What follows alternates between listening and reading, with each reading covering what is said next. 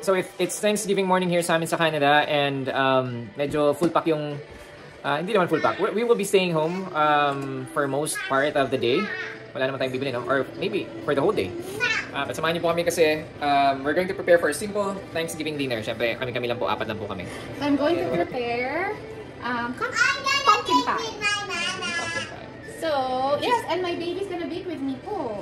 Ate baby. Ayan, ate baby. Natin yung oven. Ngayon na ba agad? Yes. We'll have a breakfast first. We'll have a breakfast, pero while having our breakfast, I want to put in the oven. You put the pumpkin inside the oven. Okay. And we're watching Feast Worship sa YouTube because we missed Feast. Yes. We missed to be in a community. So, kailangan natin tanggalin. Kumain niyo po kami today. So, ayan po. Ito po ang sugar pumpkin. Or sweet pumpkin. Ayan, so na-cut na po in half.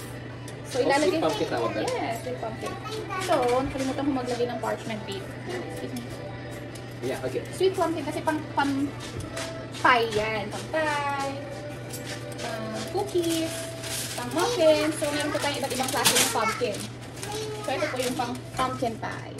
Ayan, so ilalagay ko siya sa oven. Nakaganito. Yeah, lagyan first. Ayan. 400 degrees Fahrenheit.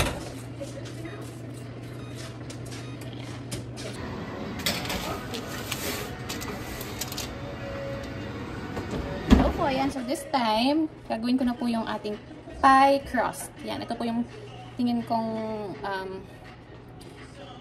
madaling paraan ng paggawa ng pie crust. Dahil kakailanganin lang natin ng fork. Ayan po, gawa na po ang ating pie crust.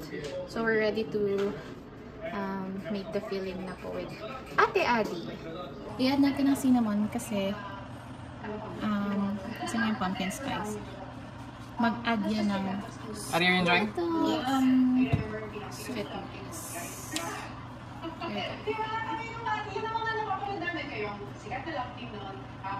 There you go. May buo siyang pumpkin. When I found out that talagang maghiwalay ako, I was so broken. And then I remember we had a pastor friend. I said, what's the plan? He said, run to the cross. And then I was like, that's so deep. Pulling on the mouth, yan eh.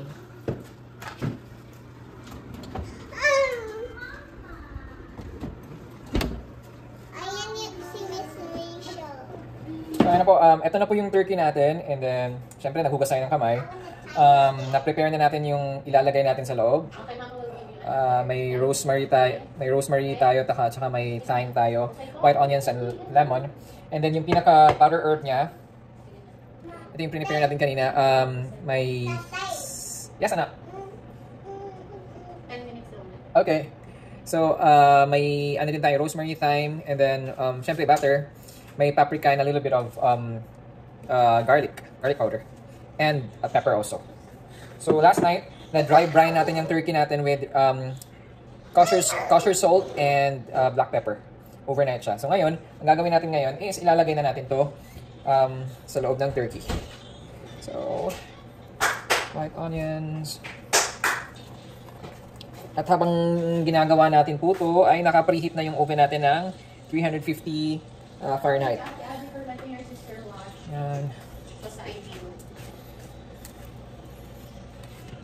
Wala tayong nabiling, ano yun? Ano yun? Kitchen twine. Pero okay na din kasi may nabasa din ako pag... Tsaka okay yung posisyon ng manok natin eh. Kaya no need na i-close. Tsaka ang sabi nila, may nabasa ako na pag kino-close din daw. Overstuff ba? Overstuff ko ba ito? Is it overstuff? Di daw din pwede i-overstuff para hindi mabilis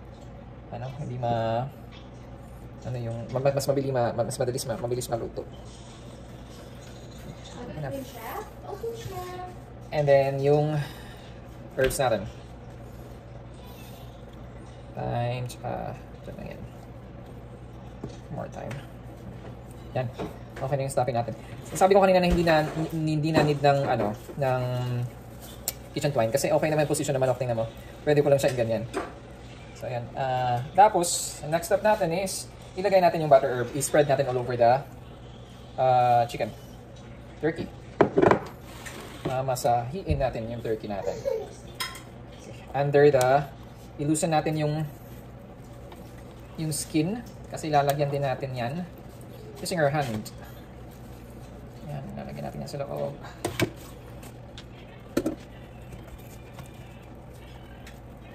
For more flavors.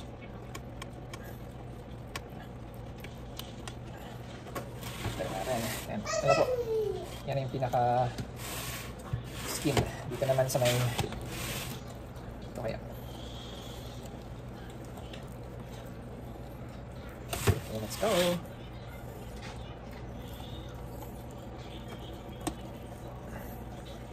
Natin ang lumabot siya doon. Spread out na lang natin.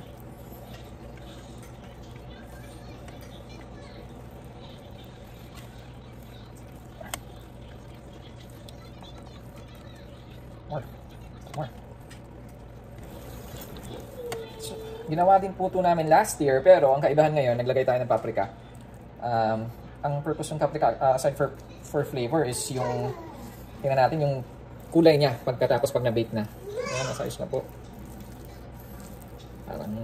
Hopefully it will give us a tasty brown flavor.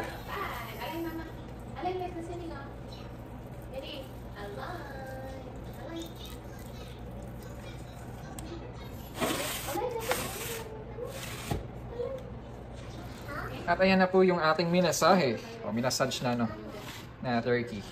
Yan. At naka-preheat na po yung oven natin. Oops. Medyo may white spot dito pero okay na yan. Ox na yan. Tingnan natin. Okay. Mamaya na-blend lang natin yung mamaya. Yan. So ayan na po yung pinaka turkey natin. So lagay na po natin sa naka-preheat na po yung oven natin ng 350 Fahrenheit. So, lagay po natin. Approximately mga 4 hours or 5 hours the max. Basta yung pinaka goal natin, yung temperature, inner temperature ng chicken should be 160. Celsius mahal or ano? Fahrenheit. Okay, 160. Ito na po yung pinaka-turkey natin. After, hindi siya umabot ng 4 hours actually. Sarap. Umusok-usok pa oh. Po for our Thanksgiving dinner. Ayan, tapos na po tayo magluto. Ayan. So meron po tayong pumpkin pie po tayo. And then may potato salad tayo. And syempre yung turkey natin hiniwan na natin. Ayan. Naman. Okay. Ayan. Ayan na ang baby boss. Ready na. Kanina pa yan nagangangaya-ngaya. Kasi gusto nung kumain ng turkey. Ayan, tingnan natin kung magugustuhan niya. First time niya mag-turkey. Second Thanksgiving. We had this one last year din. Nag-turkey din kami. Second, this is her third. So ayan, samahan niyo po kami sa dinner.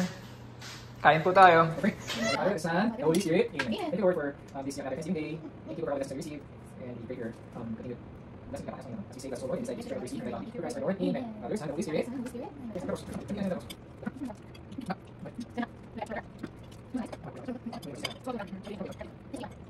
Addy, what are you thankful for? Thankful for my friend. Friends. Yeah. What else? Aside from your friends. Thankful for school. School. Nice. Because you get to learn more, right? What else? Thankful for teacher. Teachers. Yeah, okay. What else? Thankful for mama and tata. And? Yanin. Thank you, anak. Yeah, we're thankful. We thank God also for you. Yes, that's so nice. What about si Yaning? Nako, itong matakaw na to. Thankful for the ayan food. na. What are you thankful for? Ning. For the food and the dada and the dede, the mimi? What about you, mama? What are you thankful for? Marami. Like, of course, family. Si tatay, si Adi, si Yaning.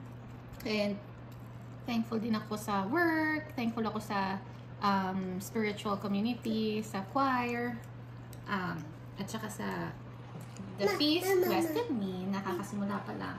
Yeah. So Ayun, much to be talagang thankful. pinagdadasal namin yun. Kaya sobrang What are thankful you ako. thankful for, tatay? And thankful ako kasi this year nakapunta tayo ng Victoria. Nakapunta tayo sa place nila Nana. After how many years? Like 2 or 3 years? And syempre, most especially yung nakapag-bond tayo together with them. Kahit saan pang parote, di ba? Masaya ka talaga basta pamilya. Tatay, Ayun. what are you thankful for? Is it my turn? Ako naman, there's so much to be thankful for this year. First of all, syempre, given na yung good health, na magkakasama tayo, yung family, mama, si Ate Adi, and Yana. And aside from that, I'm also thankful na we were able to stay here in Canada pa, di ba? We waited for yung PGWP namin, journey namin. We waited for almost 11 months na ma-approve makapag-stay kami dito. And syempre, we're still praying for the big one that we get to stay here officially. We're waiting for that and we're claiming for that. And then I'm also thankful most especially na yung yung recent safe yung families natin and friends natin back home sa calamities, sa earthquake sa Visayas and sa Mindanao, and we're continuously praying for their safety and protection.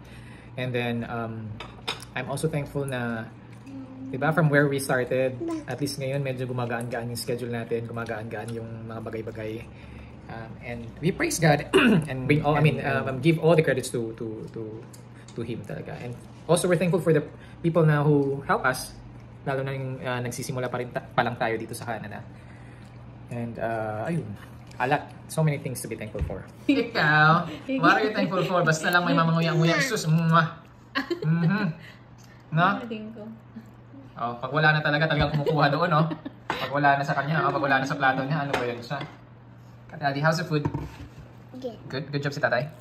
Yeah? Nice. So kung mapapansin nyo po, wala kaming rice kasi mabigat na yung turkey. Pero although may potato salad kami na nag-complement din naman sa turkey.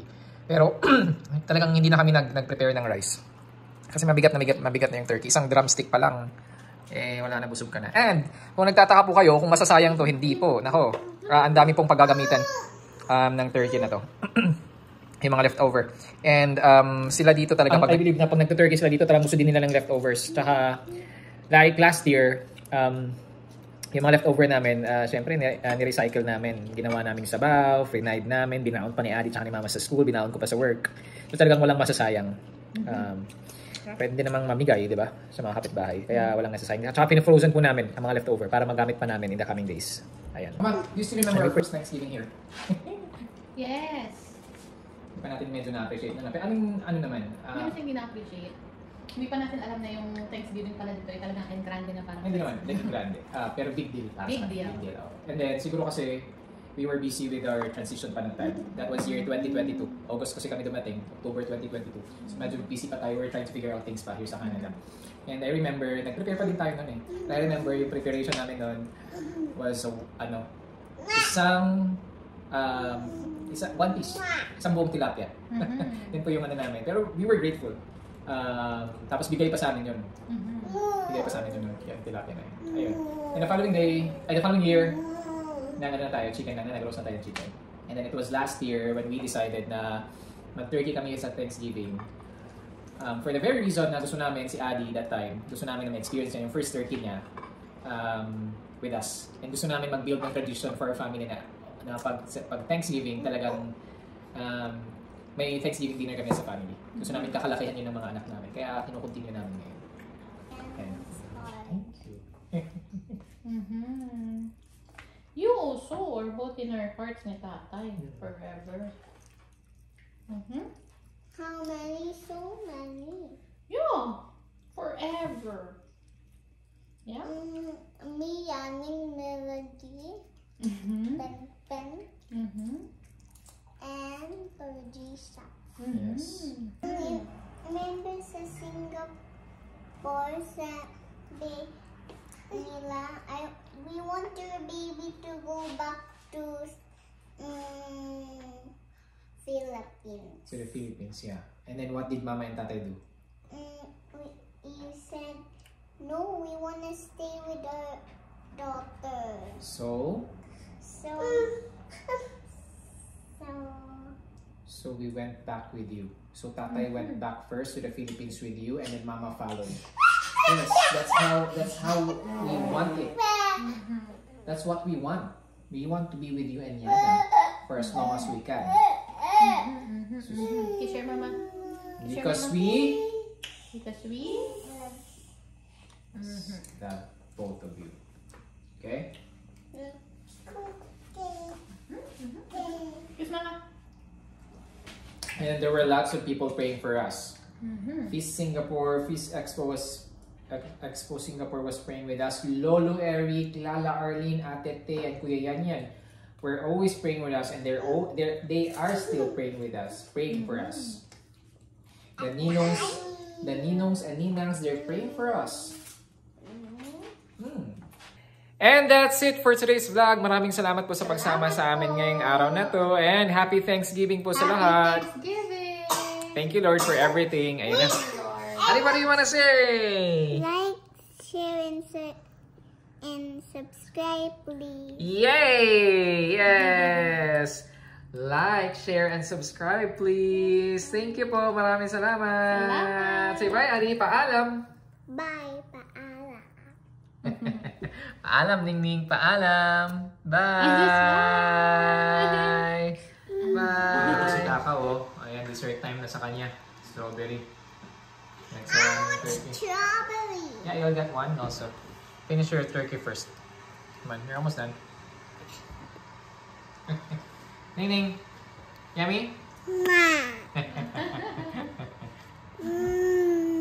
Bye! Paalam! Happy Thanksgiving po. Happy Thanksgiving! Bye, Aning. Kiss me, Aning. Kiss. Kiss! Mwah.